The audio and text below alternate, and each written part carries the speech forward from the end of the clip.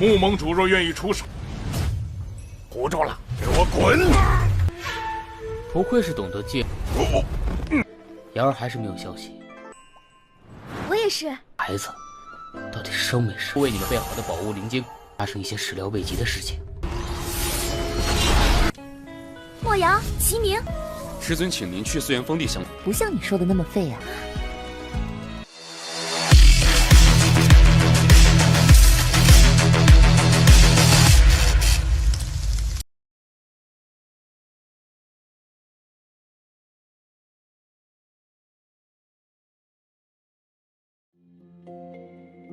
Halo semuanya, selamat datang di Ruang Sinema. Bagaimana kabar kalian semua? Semoga selalu sehat dan baik-baik saja. Sesuai jadwal, jadi pada hari ini kita akan kembali melanjutkan series Donghua Supreme God Emperor episode terbaru, yang mana ini adalah episode yang ke-549. Bagi yang mau bergabung dengan series ini, kita sudah sediakan playlistnya, jadi kalian bisa mudah mencari di mana episode awal dari series ini. Sebelum kita mulai episode terbarunya, kita akan melihat dulu apa saja yang terjadi pada episode sebelumnya, tepatnya pada episode 548. Sebelumnya, Muyun melakukan berbagai serangan kepada Yunlang, karena bagaimanapun Lo Su telah dia habisi. Bahkan Muyun dan saat mudah memotong lengan Yunlang. Tapi sayang sekali, sebelum bisa menghabisinya, dia itu telah berhasil melarikan diri berkat cermin surgawinya. Akibat hal itu, Muyun harus kembali kehilangan Yunlang. Ia terlihat sangat kesal dengan apa yang terjadi. Setelah pertarungan itu, Muyun memutuskan untuk kembali, pasalnya dia mendapatkan kabar kalau para pemimpin dari berbagai dunia kecil telah datang untuk bisa menemuinya di aliansi darah. Di sini Muyun memberitahu pada gadisnya mengenai apa yang telah terjadi. Itu tentu saja membuat mereka sedih.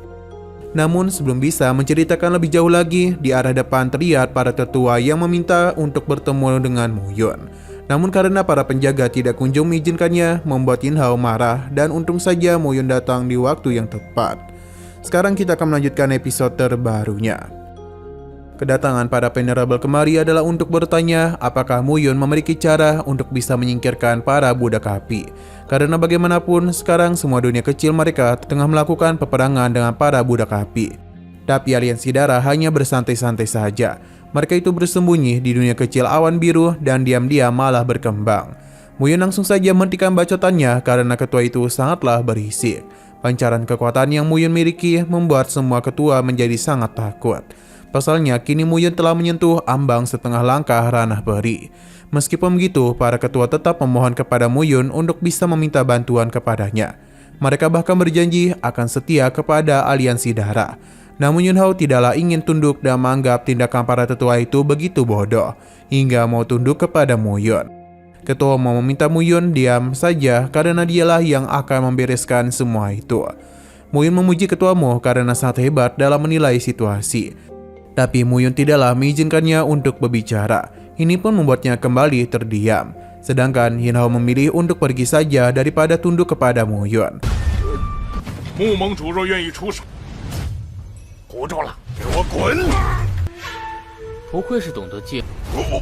不奉陪了。 Namun Muyun mengingatkan kalau mereka itu sudah merampas 3 harta karun rahasia dari dunia kecil awan biru. Tapi sekarang malah datang untuk meminta bantuan kepada aliansi darah. Sepertinya mereka itu tidak tahu malu. Berhubung mereka tidak tahu maksudnya, jadi Muyun menjelaskan kalau barang milik dunia kecil awan biru mereka tidak akan pernah dia izinkan untuk dibawa pergi. Tetua ini meminta Otian untuk tidak mengikuti perkataan Muyun karena setelah melawan budak api, mereka itu sudah banyak kehilangan sumber daya. Namun Otian tidak terlalu peduli dan memberikan cincin penyimpanan yang dia miliki sebagai bayaran atas apa yang telah mereka perbuat. Muyun menerima itu dan dalam 3 hari lagi mereka semua akan bertemu di tanah segel 4 sumber. Para ketua paham dan mengharapkan kedatangan dari Muyun. Berpindah ke kamarnya di mana saat ini para istri Muyun tengah melayaninya. Mereka penasaran bagaimana cara dia dalam menghadapi para budak api. Sebenarnya ada sebuah cara, namun Muyun harus menerobos setengah langkah lagi ke ranah peri agar para gadisnya bisa aman. Tapi waktu tidak terlalu banyak, ditambah Shin Mangyu yang belum ia ketahui di mana posisinya, atau apakah dia itu sudah pergi ke alam peri berkat jiwa ilahi Phoenix S miliknya. Para istri Muyun mengajaknya untuk berlatih bersama. Karena dam gitulah mereka bisa pergi ke alam peri demi bisa mencari keberadaan Shin Mangyu. Mu Yun penasaran apakah anak mereka sudah lahir atau belum. Mendengar hal itu, Wang Xinya berjanji akan lebih giat berlatih, begitu pula dengan Xiao Yun-er. Mu Yun pun memperlihatkan harta dan kristal yang sudah dia siapkan untuk mereka. Mu Yun meminta mereka untuk tetap di dalam aliansi darah demi bisa memperkuat diri dan juga berlatih lebih giat lagi, dan harapan mereka itu bisa cepat naik ke alam peri. Entah kenapa Mu Yun merasa kalau hari ini akan terjadi sesuatu yang tidak terduga. Terlebih lagi, Yunlang belum muncul. 瑶儿还是没有消息。我也是。孩子，到底是生没生？为你们备好的宝物灵晶发生一些始料未及的事情，非常险境。 Di sisi Gunung Xuankong, salah satu tetua memohon bimbingan kepada leluhurnya. Karena para budak api sudah menghancurkan satu demi satu dunia kecil, tapi leluhurnya menyarankan apakah Mu Yun sudah mulai bertindak. Karena Mu Yun belum bertindak, jadi ini bukanlah masalah yang serius. Leluhurnya itu akan fokus dulu demi bisa naik ke langkah setengah ranah peri, dan untuk sementara ini dia akan menjadi penguasa Gunung Xuankong berikutnya. Mendengar hal itu sempat membuatnya senang, namun dia ini pura-pura terkejut. Sesaat kemudian, Yun Hao datang untuk memberikan sebuah kabar kepada mereka, di mana kabar ini hampir saja membuat dia kehilangan nyawa. Leluhur itu merasa kalau mereka begitu berjasa kepadanya. Di sisi lain, serangan dari para budak api sudah sampai di dunia kecil tetua Miao, di mana serangan terus-menerus mereka lakukan demi bisa menguasai tempat ini. Namun tetua Miao bersama para muridnya teruslah berusaha untuk bisa menghentikan penyerangan itu. Hanya saja jumlah lawan terlalu banyak yang membuat mereka begitu kesulitan hingga Xing Ming dan Mo Yang datang untuk bisa memberikan bantuan. Mereka tidak menduga kekuatan Xian Yu masihlah lambat seperti sebelumnya. Xian Yu yakin kalau Mu Yun lah yang menyuruh mereka kemari. Xing Ming memberitahu kalau tempat ini akan dijaga oleh mereka. Sedangkan tetua Miao diminta untuk pergi ke tanah segel 4 sumber untuk bisa membantu gurunya dan para tetua lainnya. Kakaknya tidak menduga kalau Xing Ming ini cukup hebat, tidak seperti apa yang Xian Yu katakan. Tapi Mo Yang membenarkannya, pasalnya setelah guru mereka pulang dari pencarian harta karun rahasia, dia sudah memberikan begitu banyak pil peri kepada mereka. Bahkan ditinggal tidur saja mereka sudah naik ke ranah limbo tingkat 7. Ini tentu saja membuat mereka takjub. Bahkan Mo Yang dengan begitu santai memberikan mereka pil peri. 莫阳、齐明，师尊请您去四元封地相范神睡着不像你说的那么废啊。 Di dunia kecil 5 elemen juga telah diserang oleh para budak api. Hingga sesaat kemudian bantuan telah muncul dari Feng Yu'er dan Sui, di mana mereka meminta Hu Xing untuk pergi, pasalnya tempat ini akan dijaga oleh mereka. Terlebih lagi Mu Yun sudah menunggu kedatangannya di tanah segel 4 sumber. Mengetahui hal itu, Hu Xing pun pergi. Sedangkan di sisi gunung elemen api, Hiku bersama bininya juga muncul dan melindungi gunung itu atas perintah gurunya. Xin berpindah kepada Mu Yun, di mana para tetua dari berbagai dunia kecil telah muncul. Karena sudah lengkap, jadi Mu Yun langsung saja membentuk sebuah formasi 7 bintang penghancur peri.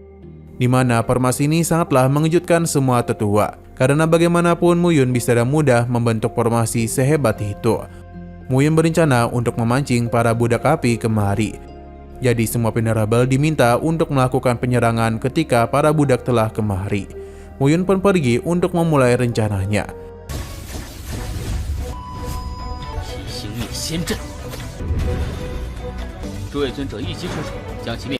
Namun sayang sekali lagi seru-serunya episodenya pun harus bersambung dulu. Tapi sebelum kita akhiri, seperti biasa kita akan melihat preview bagian selanjutnya. Di sini Mu Yun telah berhasil membawa pemimpin suku klan api kemari, di mana para venerable bergegas menyiapkan sebuah serangan untuk bisa menghabisinya. Karena bagaimanapun sekarang sosok kera ini telah berhasil Mu Yun tahan. Ia meminta mereka untuk tidak melepaskan kesempatan ini dan harus segera mereka habisi. Hanya saja kera itu menganggap kalau semua yang mereka lakukan hanyalah sia-sia saja. Pasalnya dia itu sudah mudah menghancurkan formasi itu dan membuat mereka terpental.